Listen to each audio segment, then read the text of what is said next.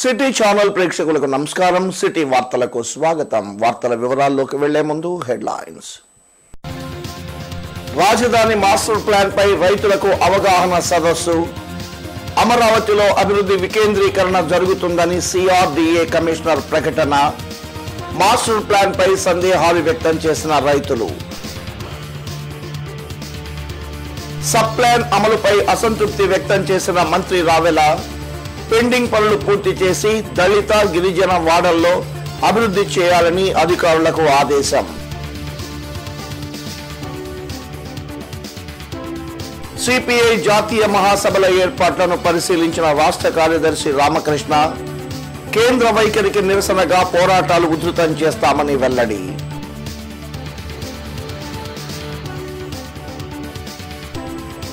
ఉత్సాహంగా సాగుతున్న జన్మభూమి కార్యక్రమం.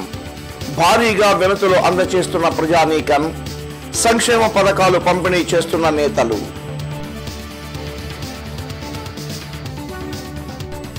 వీధి చిన్న చూపు చూసిన ఆత్మస్థైర్యంతో ముందడుగు. చదువుతో పాటు ఆటల్లో మేము సైతం అంటున్న అంధులు. క్రికెట్ ఆడి ఆదర్శంగా నిలిచిన అంధ విద్యార్థులు. ఇక వార్తల వివరాల్లోకి వెళితే, రాజధాని మాస్టర్ ప్లాన్ పై ఆ ప్రాంత రైతులకు రెవెన్యూ కళ్యాణ మండపంలో అవగాహన సదస్సు జరిగింది. MP Galla Jayadev, CRDA commissioner Srikanth, ఇతర అధికారులు పాల్గొని రైతులకు అవగాహన కల్పించారు. అమరావతి రాజధానిలో పూర్తిగా అభివృద్ధి కేంద్రీకరణ జరుగుతోందని సిఆర్డీఏ అధికారులు ప్రకటించారు. రాజధాని మాస్టర్ ప్లాన్ పై ఆ ప్రాంత రైతులకు రెవెన్యూ కళ్యాణ మండపంలో అవగాహన సదస్సు నిర్వహించారు. MP Galla Jayadev, CRDA commissioner Srikanth, collector Kantilal Dande, joint collector Sridhar తదితరులు పాల్గొని మాస్టర్ ప్లాన్ పై అవగాహన కల్పించారు. రాజధానిలో 6 లక్షల కుటుంబాలు నివసించేలా మాస్టర్ ప్లాన్ రూపొందించామని అన్నారు. ఇందులో 15 లక్షల ఉద్యోగాలు లభిస్తాయని చెప్పారు. 27 పట్టణాలు, రోడ్డు మార్గాలు, రైలు మార్గాలు, ఎయిర్పోర్ట్లు ఉంటాయని తెలిపారు. ప్రజలకు అవసరమైన అన్ని మౌలిక సదుపాయాలు కల్పించే అవకాశం ఉందని అన్నారు. 2050వ సంవత్సరం వరకు ఈ అభివృద్ధి కొనసాగుతుందని వివరించారు. రోడ్ల సంబంధించి కొన్ని చోట్ల గ్రామాల్లో వెళ్ళడం కానీ అటువంటి ప్రతిపాదనలు దాంట్లో కనపడి అవన్నీ కూడా ప్రతి గ్రామంలో కూడా చర్చించి అక్కడ ఒకవేళ సమ్మతి లేకపోతే దాన్ని మళ్ళీ మార్పు చేసి మళ్ళీ రీనోటిఫై చేయాలి. అదొక అంశం ఉంది. అట్లాగే ఏదైనా సరే ఈవెన్ రోడ్స్ కానీ ఏదైనా గ్రామ కట్టం వరకు కూడా మనకి ఫైనల్ ఆర్డర్స్ ఒకటి ఇంకా ఇవ్వాల్సి వస్తుంది. 1-2 రోజుల్లో ఒకసారి కూడా ఆల్రెడీ చేసి కానీ ఫైనలైజ్ చేసి ఇవ్వడం జరిగింది. 1-2 రోజుల్లో కూడా మనము నోటిఫికేషన్ ఈ ప్రణాళిక అనేది ముందు మీరు పర్చేజ్ చేయాలి. ముందు మీ యొక్క అభిప్రాయం ఏ విధంగా ఉందనేది పూర్తిగా ఆ కార్పొరేట్ అథారిటీస్ నుంచి వచ్చిన ఈ సిఆర్డీ నుంచి వచ్చిన ఈ ప్లానర్స్ అంతా కూడా మనకి ఎక్స్ప్లెయిన్ చేస్తారు. ఎక్స్ప్లెయిన్ చేసిన తర్వాత ఒక్కొక్క పాయింట్ మీరు ఎక్కడ అవును లేదు మొత్తం ప్రణాళిక అంతా అయిపోయిన తర్వాత మనం చూసుకుందాం. సో నేను కలెక్టర్ గారు కూడా మీతో పాటు కమిషనర్ గారితో పాటు పూర్తి ఆసనంతో ఉండి మీ అభిప్రాయాన్ని పూర్తిగా తెలుసుకున్న తర్వాత అవగాహన చదువు ప్రతి రైతుకి కల్పించడం జరుగుతుంది. అలాగే ప్రతి రైతు యొక్క అభిప్రాయాన్ని కూడా ఈ యొక్క రాజధాని మాస్టర్ ప్లాన్ లో తీసుకున్న తర్వాత దీన్ని ఈ నెలాఖరు వరకు కూడా మనకి టైం ఉంటుంది కాబట్టి ఈ నెలాఖరు లోపల వచ్చినటువంటి అన్ని సలహాలు, సూచనలు, అలాగే అభ్యంతరాలు అన్నింటినీ కూడా తీసుకుని పరిగణలోకి తీసుకుని ఫైనల్ మాస్టర్ ప్లాన్ అనేది మనం పబ్లిష్ చేసుకోవడం జరుగుతుంది. కాబట్టి ఈరోజు ఏదైతే మనం ఈరోజు అయితే రాజధాని మాస్టర్ ప్లాన్ పై కొందరు రైతులు అభ్యంతరాలు వ్యక్తం చేశారు. గ్రామాలు తొలగించేలా మాస్టర్ ప్లాన్ ఉందని ఆందోళన వ్యక్తం చేశారు. రైతుల ఆందోళనకు సిఆర్డీఏ కమిషనర్ శ్రీకాంత్ స్పందిస్తూ ఇది కేవలం తొలి ప్లాన్ మాత్రమేనని, రైతుల అభ్యంతరాలను పరిగణనలోనికి తీసుకొని తుది ప్లాన్ రూపొందిస్తామని ప్రకటించారు. ఈ ఆర్టీరియల్ రోడ్లు ఏంటంటే సాధారణంగా సిటీలో long distance traffic within the city ఒక ఊరు నుంచి ఇంకో ఊరికి వెళ్ళిపోవడానికి డైరెక్ట్గా మధ్యలో వాణిజ్య ప్రాంతాలు ఇతర ట్రాఫిక్తో సంబంధం లేకుండా వెళ్ళడానికి ఒక రోడ్ నెట్వర్క్ పెట్టారు. ఆ రోడ్ నెట్వర్క్ ఎలా పెట్టారు అంటే ప్రతి 2 కిలోమీటర్లకి ఒక రోడ్డు వస్తుంది. అంటే మీరు స్కేల్ ఎలాగైతే 12 అంగుళాల స్కేల్ ఉంటుంది, అడుగు స్కేల్ ఉంటుంది, ఒక గజం స్కేల్ ఉంటుంది, అది ఎలా ఉంటుందో అలాగే ప్రతి 2 కిలోమీటర్లకి ఖచ్చితంగా రోడ్లు వేసేసారు. సో మనం ఒక రోడ్డు నుంచి ఇంకో రోడ్డు కొలుసుకుంటే ఖచ్చితంగా అంగుళాలు సెంటీమీటర్లతో సహా అది 2 కిలోమీటర్లు మనకి ఉంటుంది. సో ఆ విధంగా ప్రతిపాదించారు. తూర్పు పరిధిలోని 47వ డివిజన్లో నిన్న జన్మభూమి జరిగింది. నగర కమిషనర్ నాగలక్ష్మి ఆధ్వర్యంలో జరిగిన ఈ కార్యక్రమానికి ఎంపీ జయదేవ్, ఎమ్మెల్యే ముస్తఫా హాజరయ్యారు. ఆర్థికంగా అభివృద్ధి చెందుతున్న రాజధానిలో ప్రతి కుటుంబం విద్యా నైపుణ్యంతో ఉజ్వల ఉద్యోగ అవకాశాలు పొందాలని ఎంపీ గల్లా జయదేవ్ కోరారు. 47వ డివిజన్లోని శివనాగరాజు కాలనీలో జరిగిన జన్మభూమి కార్యక్రమంలో పాల్గొన్నారు. కమిషనర్ నాగలక్ష్మి, ఎమ్మెల్యే ముస్తఫా, తూర్పు టీడీపీ ఇన్ఛార్జ్ మదాలి గిరితతో కలిసి పేదలకు సంక్షేమ ఫలాలు ప్రకటించారు.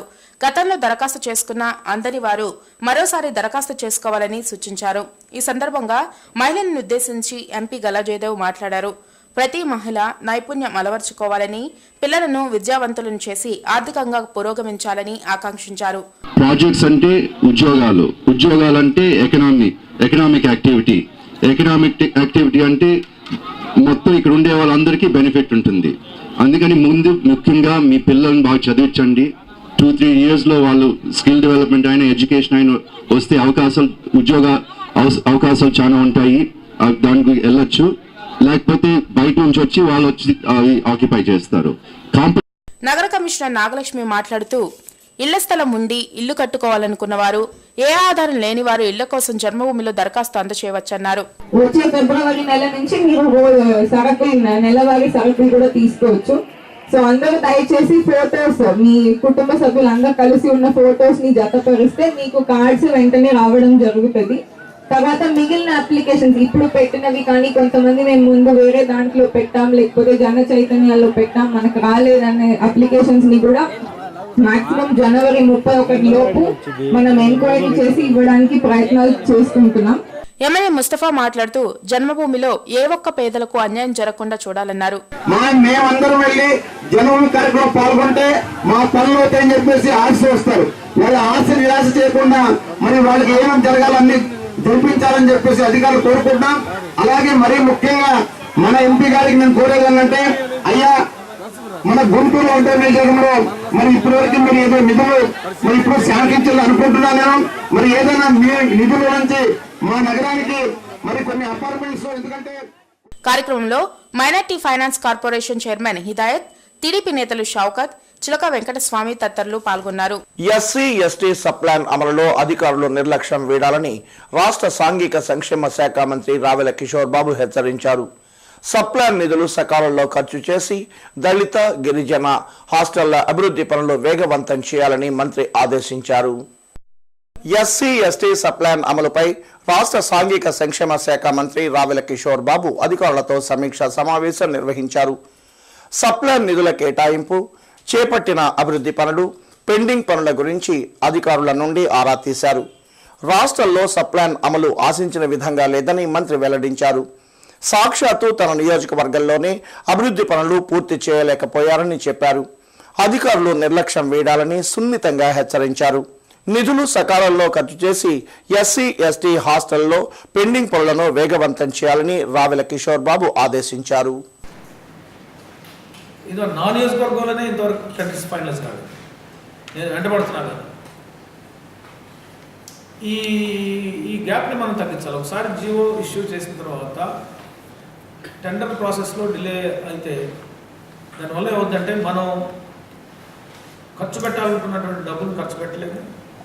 1, 2 మనం రోడ్డు కనెక్టివిటీ ఇవ్వాలనుకున్నది వెంటనే ఇవ్వలేకపోతున్నాం. దానివల్ల పబ్లిక్ క్రిటిసిజం వస్తుంది. ఒకసారి జియో వచ్చిన తర్వాత పబ్లిక్ డొమైన్లోకి వెళ్ళిపోతుంది జియో. అది అందరికీ తెలిసిపోతుంది. తెలిసిపోయిన తర్వాత జియో ఇచ్చారు వర్క్ కాలేదు, జియో ఇచ్చారు వర్క్ కాలేదు అని చెప్పేసి పబ్లిక్ కామన్ పీపుల్ కూడా అడుగుతున్నారు.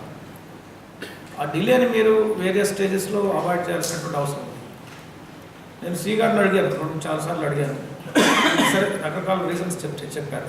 బైఫర్కేషన్ ఒకటి, స్టాఫ్ అనేది. సిపిఐ జాతీయ సమితి సమావేశాలు ఈ నెల 8, 9, 10 తేదీలలో నగరంలో జరుగుతాయని పార్టీ రాష్ట్ర కార్యదర్శి రామకృష్ణ తెలిపారు. అలాగే పార్టీ 90వ వార్షికోత్సవాలు ముగింపు ఉంటుందని వెల్లడించారు. ఈ నెల 8, 9, 10వ తేదీలో బ్రాడీపేట మహిమా గార్డెన్స్ లో జరిగే సిపిఐ జాతీయ సమితి సమావేశాలను యావత్ కామ్రేడ్లంతా జయప్రదం చేయాలని రామకృష్ణ కోరారు. సిపిఐ రాష్ట్ర సహాయ కార్యదర్శి ముప్పాల నాగేశ్వరరావు, జిల్లా కార్యదర్శి జంగాల అజయ్ కుమార్ తో కలిసి బుధవారం విలేకరులతో మాట్లాడారు. ఈ నెల 8న శ్రీ వెంకటేశ్వర విజ్ఞాన మందిరం నుండి మహిమా గార్డెన్స్ వరకు ఎర్రదండుతో ర్యాలీ సాగుతుందన్నారు. అనంతరం మహిమా గార్డెన్స్ లో జరిగే పార్టీ జాతీయ సమావేశాలకు 90వ వార్షికోత్సవ ముగింపు కార్యక్రమానికి సిపిఐ అగ్రనేతలు హాజరవుతున్నారన్నారు. ప్రధాని మోడీ ప్రజా వ్యతిరేక ఆర్థిక విధానాలను, హిందుత్వ శక్తుల విజృంభణ, హేతువాదాలపై దాడి, వచ్చే ఇరు రాష్ట్రాల అసెంబ్లీ ఎన్నికల వ్యూహంపై సమావేశంలో చర్చ జరుగుతుందని, భవిష్యత్తు కార్యాచరణ రూపొందిస్తామని రామకృష్ణ వివరించారు. అదేవిధంగా 90వ వార్షికోత్సవ ముగింపు సభలు కూడా మన గుంటూరులో జరగబోతూ ఉన్నాయి.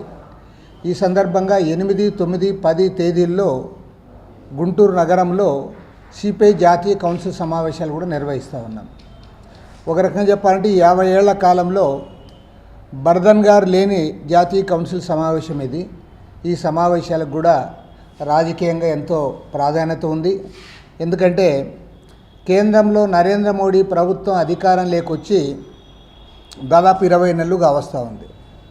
ఈ 20 నెలల కాలంలో ఇవాళ దేశంలో బీజేపీ ఎన్డీఏ ప్రభుత్వం అనుసరిస్తున్న విధానాల గురించి సమీక్ష చేసుకోవడానికి ఇది సరైన సమయం అని మేము భావిస్తూ ఉన్నాం.